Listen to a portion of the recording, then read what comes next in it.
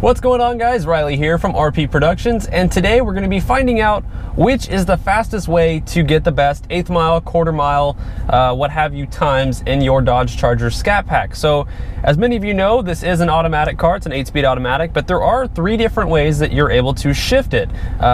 Number 1 is obviously fully automatic mode. So that's, you just sit there and la-di-da, and the car will do all the shifting for you. Step number 2 would be once you're in drive, this is automatic, you can move it over, and now you're in manual mode. And by doing this, you can go like that to upshift and like this to downshift. So we're going to call this the, I guess, select shift method. And then method number 3 is going to be up here on the steering wheel. You have paddle shifters. Now, a lot of people believe that the paddle shifters and this, I guess, select shift are pretty much the same method, but to me, after owning this car for a little while, I've noticed 2 big differences with the 2.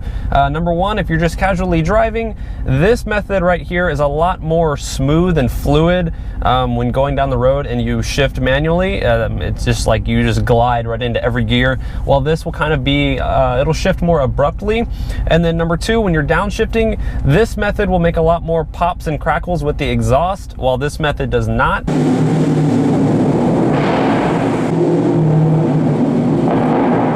I have a mid-muffler delete, which has a lot to do with that, but I thought it was weird how one method makes different noises than the other. So I believe that there's some kind of internal thing going on where these actually are different shifting methods, just not quite sure what. So this video is going to be finding out what is the fastest method to get the best possible eighth mile time or quarter mile time for your Scat Pack. So for this video, I will be doing eighth mile testing. The same principle generally applies to quarter mile testing, but the closed road location I'm going to is only long enough for eighth mile testing. But the reason I'm doing this is because on October 8th, we have Lone Star Mopar Fest going on down in Sealy, Texas. I will be attending. I will be racing my car in the quarter mile, so we can see what kind of times I can lay down in the quarter mile, and which one of these methods I determine is the fastest, then I will use that method there at the drag strip. And so let me know in the comments if you guys have any advice on anything I should know. I'm generally pretty good at launching my car, but if you guys have found out one of these methods to be the fastest, let me know. But I'm about to go find out for myself which way is fastest to me, and if my results are the same as yours, great. If they're different, let me know what is different. All right, so pulling up here to do test number 1, we're gonna do a baseline run with full auto mode. The traction control will be left on and sport mode will be turned on.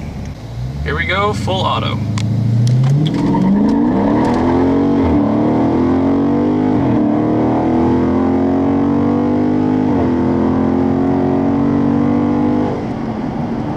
.5 at 88 miles per hour. All right, now here we go with the paddle shifters.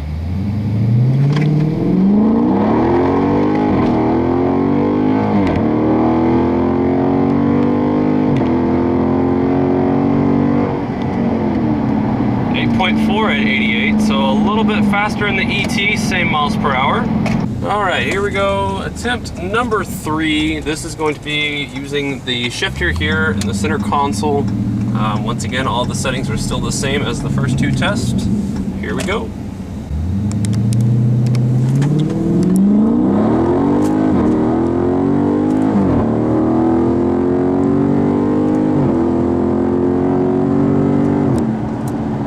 .4 at 88 miles per hour. So it appears to me like all 3 times are pretty consistent.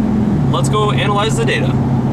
Now, before I go any farther with this, it should be known that I had almost a full tank of gas in the car. I had an extra passenger. The temperature was in the mid 80s. It was pretty humid today. So those times are not my best times. They are not the best times this car can do, but they are a good, accurate representation of 3 consistent runs on the exact same surface, the exact same temperature, and exact same time. Now, with all of that being said, the times were a little bit slower than I was expecting, and I think a lot of that has to do with the road surface I was doing these tests on. The road surface was honestly not that great, and I think that's why the 0 to 60 times were not in the low 4s and more in the high 4s. So as most of you know, traction is a huge factor in this, and I tried to do consistent runs on all 3 with the same amount of wheel spin. I think I did a pretty good job. I don't think one of them stood out to me as being like a bad run or anything. I think they were all pretty consistent for the road conditions, which once again, they were not that great, but hey, closed course, I mean, beggars can't be choosers. You just kind of work with what you got.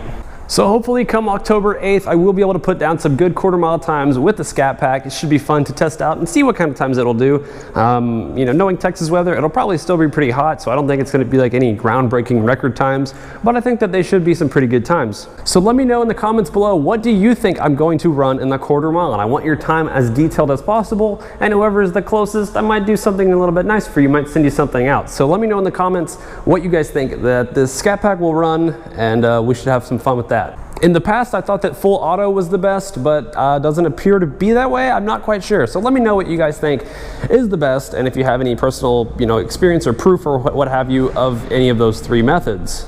So with all of that being said, I won't just end the video here. I want to go ahead and show off a few clips from my latest Mexico trip with a few buddies. So I hope you guys enjoyed the nice little tunnel run that we did and a few other fun little things. So thank you guys for watching this video. I will see y'all in the next one. Take it easy. Slippery when wet.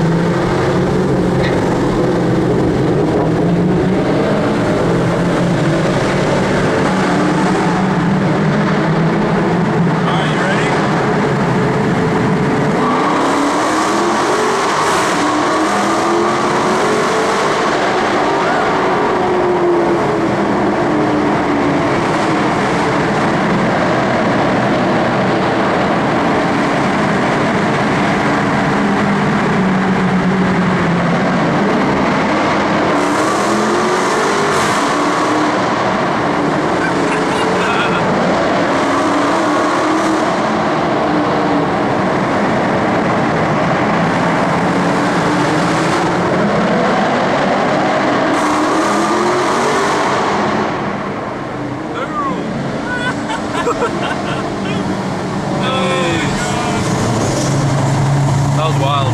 That's too fun.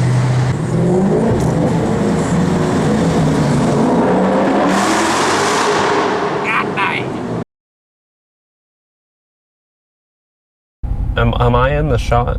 Okay.